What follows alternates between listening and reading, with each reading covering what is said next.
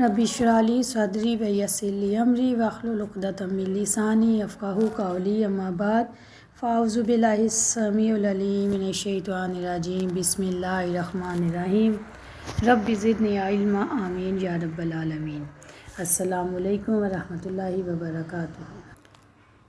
اللہ کی رحمت و توفیق سے الحمدللہ ہم اپنی قرآن کی مصحف کی تیسری سورت کا آغاز کر رہے ہیں الحمدللہ، سورت آل عمران۔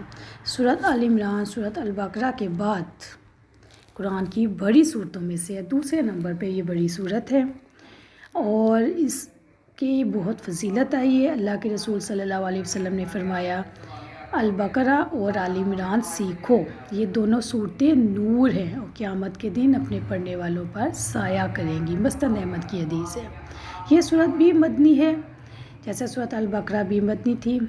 قرآن کریم کی تیسری صورت ہے مصحف کے اعتبار سے اور ترتیب نازل ہونے کے اعتبار سے 89، یعنی حضور اکرم صلی اللہ علیہ وسلم پر جس ترتیب سے قرآن اترا اس حساب سے اس کا 89 نمبر ہے۔ اس میں 200 آیتیں ہیں اور 20 رکوع ہیں۔ جس طرح صورت البقرہ کی بہت زیادہ فضیلت ہے، اسی طرح اس صورت کو بھی اپنی زندگی میں شامل کریں، اس کو بھی ضرور پڑھا کریں اور اپنے گھروں کو قرآن کی برکت سے مالا مال کریں انشاءاللہ تعالی۔ سب سے پہلے ہم لفظی ترجمہ دیکھ لیتے ہیں۔ الف لام میم، یہ حروف مقطعات میں سے ہیں، اس کے معنی صرف اور صرف اللہ تعالیٰ کو معلوم ہے، ہمیں صرف اسی طرح ان کو پڑھنا چاہیے۔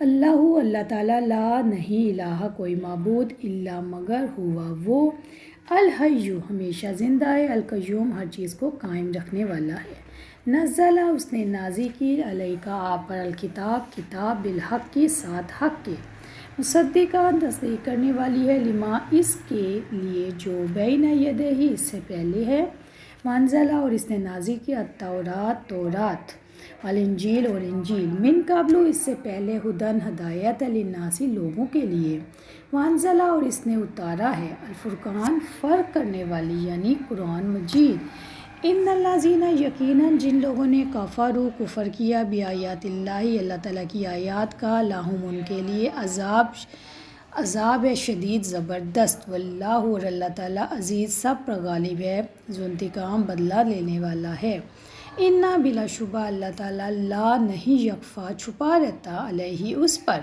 شیئن کچھ بھی، فی الارض زمین میں، ولا فی السماء اور آسمان میں۔ اب ہم محاورہ ترجمہ دیکھ لیتے ہیں۔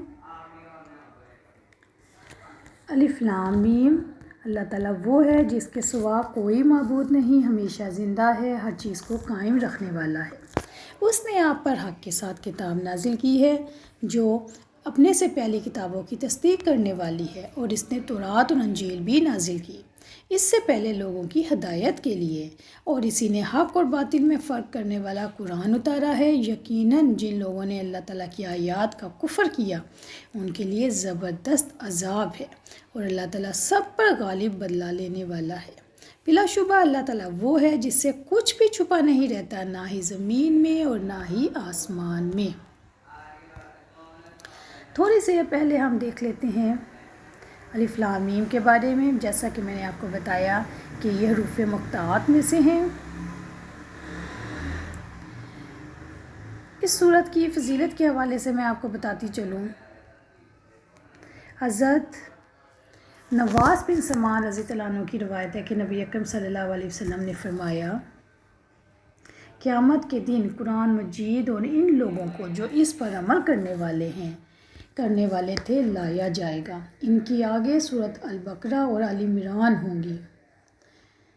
رسول اکرم صلی اللہ علیہ وسلم نے ان صورتوں کے لیے 3 مثالیں ارشاد فرمائی ہیں جنہیں میں اب تک نہیں بھولا، اور وہ اس طرح سے ہیں جس طرح کے 2 بادل ہوں یا 2 سائبان ہوں، شیڈو، اور ان دونوں کے درمیان روشنی ہو یا صف بندی ہو، پرندوں کی 2 قطاریں ہوں، وہ اپنے پڑھنے والوں کے بارے میں جھگڑا کریں گے، سبحان اللہ۔ صحیح مسلم 1876۔ حضرت ابو امامہ رضی اللہ عنہ سے روایت ہے کہ رسول اکرم صلی اللہ علیہ وسلم نے فرمایا، قرآن مجید پڑھا کرو کیونکہ یہ قیامت کے دن اپنے پڑھنے والوں کے لیے سفارشی بن کر آئیں گی، اور وہ 2 روشن صورتوں کو پڑھا کرو، سورۃ البقرہ اور سورۃ آل عمران، کیونکہ یہ قیامت کے دن اس طرح آئیں گی جیسے کہ 2 بادل ہوں یا 2 سائبان یا دوڑتے ہوئے پرندے۔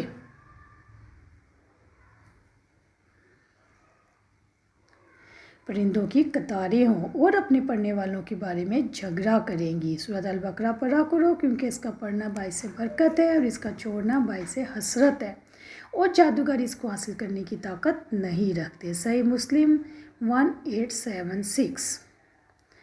سورۃ آل عمران کا نام سورۃ آل عمران کیوں ہے؟ کیونکہ اس سورت میں ایک جگہ پر آل عمران کا تذکر آیا ہے، اسی کو سورت کا نام قرار دیا گیا۔ اور یہاں پہ میں واضح کرتی چلوں، پہلے سورۃ البقرہ میں بھی میں نے واضح کیا تھا کہ یاد رکھیں جیسے عموماً ہمارا کسی سبجیکٹ کا کسی مضمون کا نام ایسے کا دیا جاتا ہے جو اس کے اندر مین بات کی جاتی ہے اسی کے بارے میں، جیسے قائد اعظم کی بات کی جا رہی ہے تو ہم ایسے کا نام قائد اعظم دے دیں گے، علامہ اقبال کی بات کی جا رہی ہے، صبح کے فائدے کی بات کی جا رہی ہے۔